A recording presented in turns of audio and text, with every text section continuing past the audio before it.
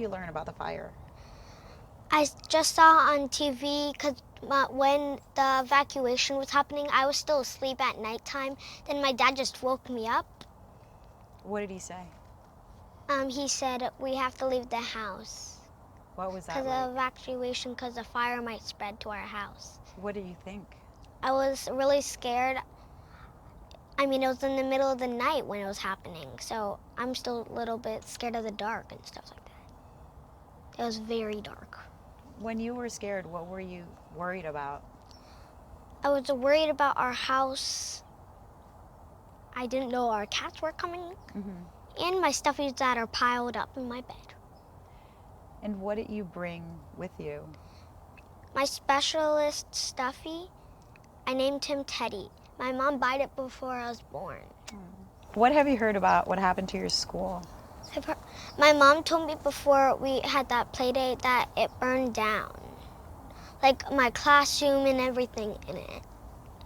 So we don't know if I'm going to Odyssey North or they're rebuilding the school, because next year my sister was going to go there, but we don't know what's going to happen. I think there's a little bit of a feeling of worry that that our schools might be a little left out of the plan because we're chartered through Pasadena, but and our schools are in Pasadena schools, but we often get, you know, at the bottom of the list in terms of resources and, you know, money is what's left.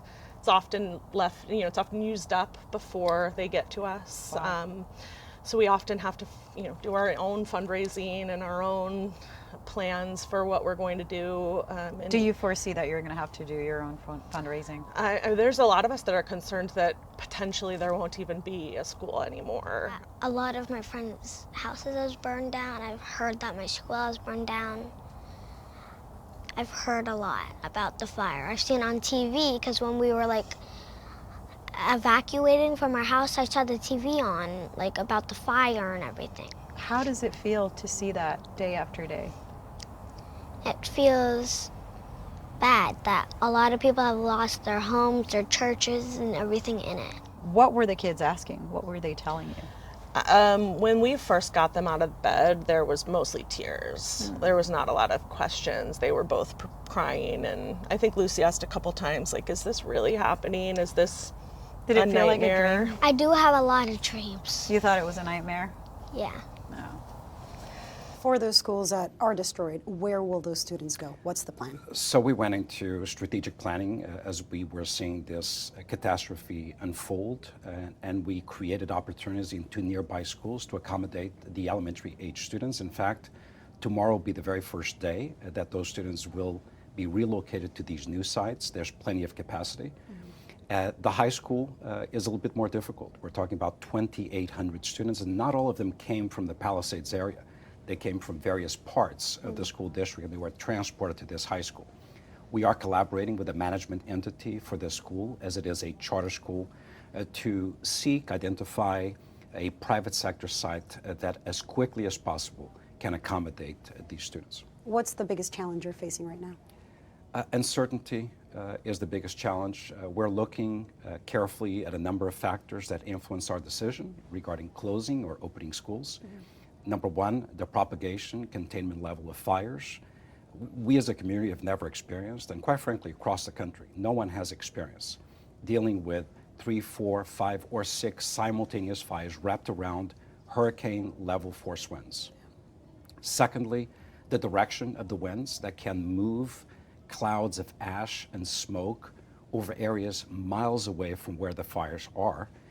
And then obviously the air quality, and the air quality index is actually the number one enemy.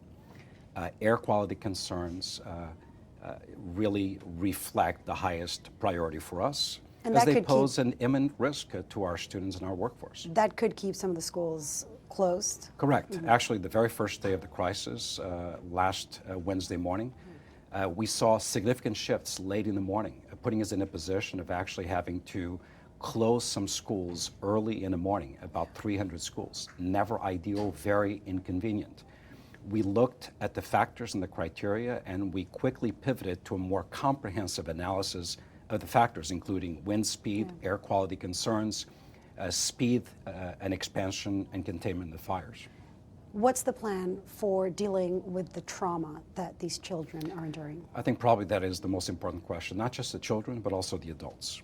So we have had close to 400 of our workforce members relocated because of the mandatory evacuation orders. Obviously, we're dealing right now with 4,000, close to 4,000 children who used to attend the 3 schools that were impacted by the fires, but many more who are not attending their regular schools because of the mandatory evacuation orders. And do you have enough experts to deal with those children? We do. I mean, we have psychiatric social workers, we have school psychologists, we have counselors, and we actually are one of the very few districts in the country that has a medical doctor as part of my cabinet who informs us both on physical as well as mental health concerns. Look, the advice we're providing to our educators and our families: speak with your children in an age-appropriate manner about their feelings, how they're feeling about this crisis, what they're watching, what they're seeing. Secondly, speak to them in an age-appropriate way, in a truthful way. Convey to them what is happening real time. Tell them the truth. Tell them the truth. Next, tell them that tomorrow is going to be a better day.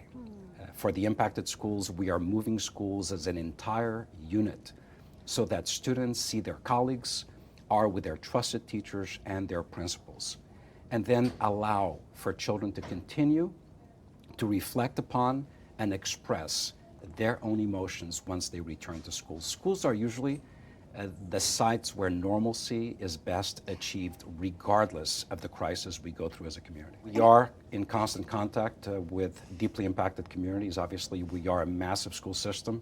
I'm conveying to those superintendents that we are ready to assist them, as we have been the beneficiaries of a lot of kindness from across the country in direct support of our school system.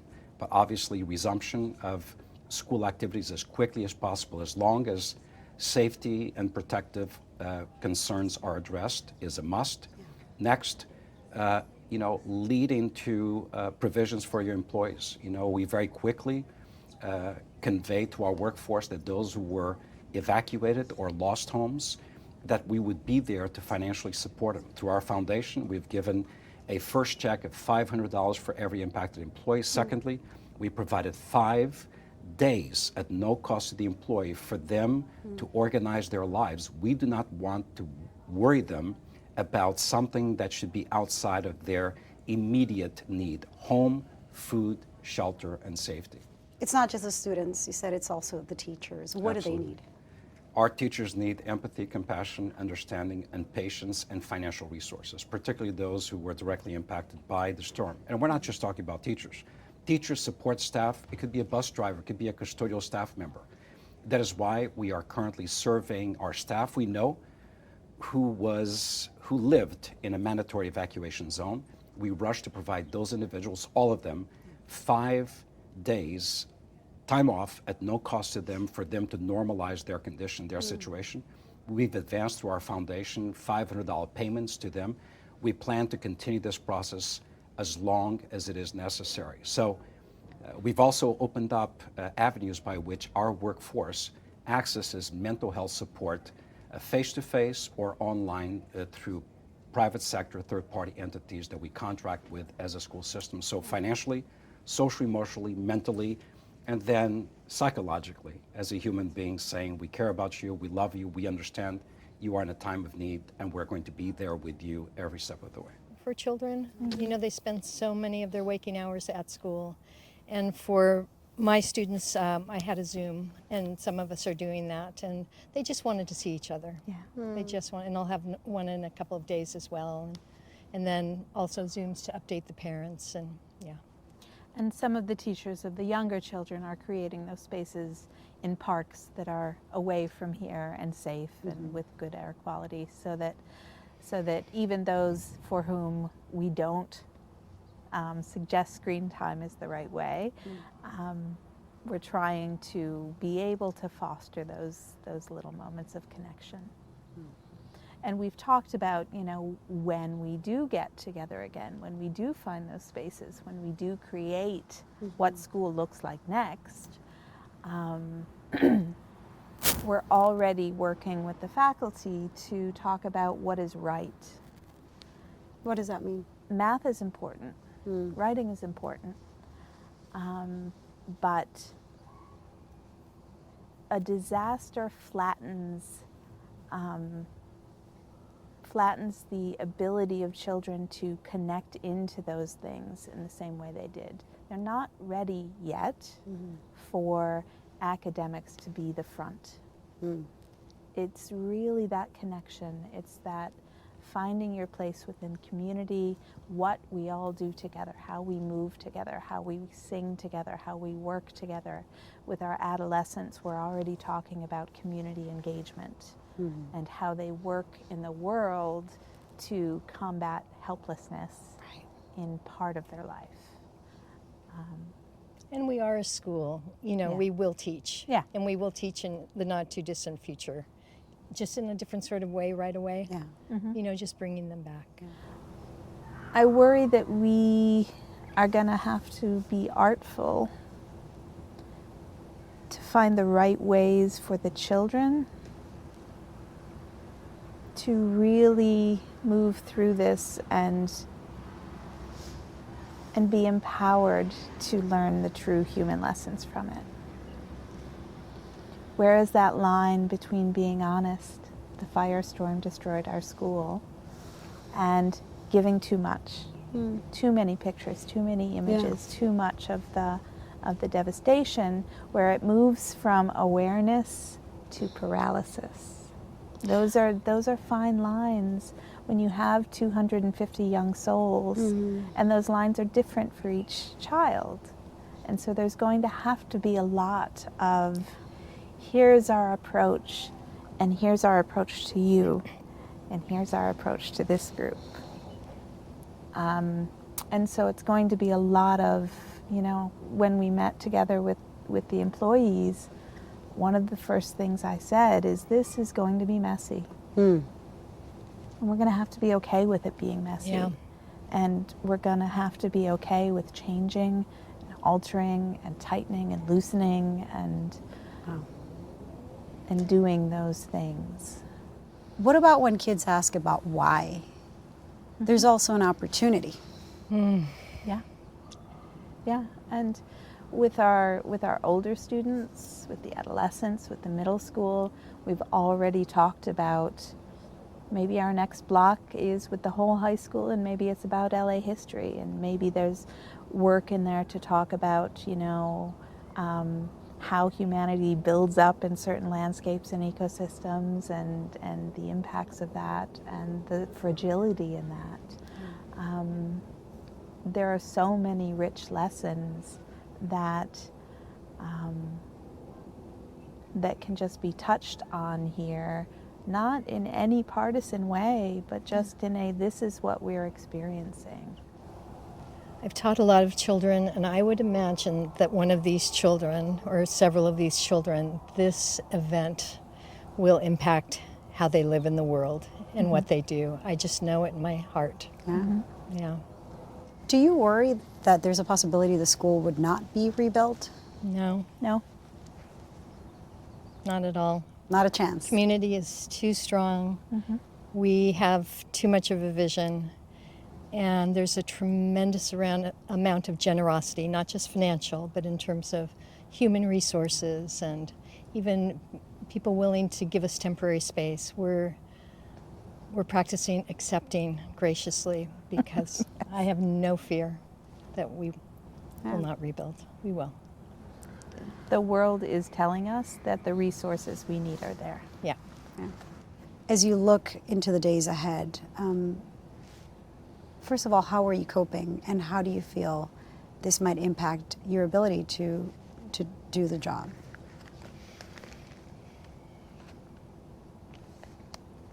I'm feeling grateful. I'm feeling much in the same way as for the school. I'm feeling that the things my husband and I are identifying we need are there as soon as we're identifying them.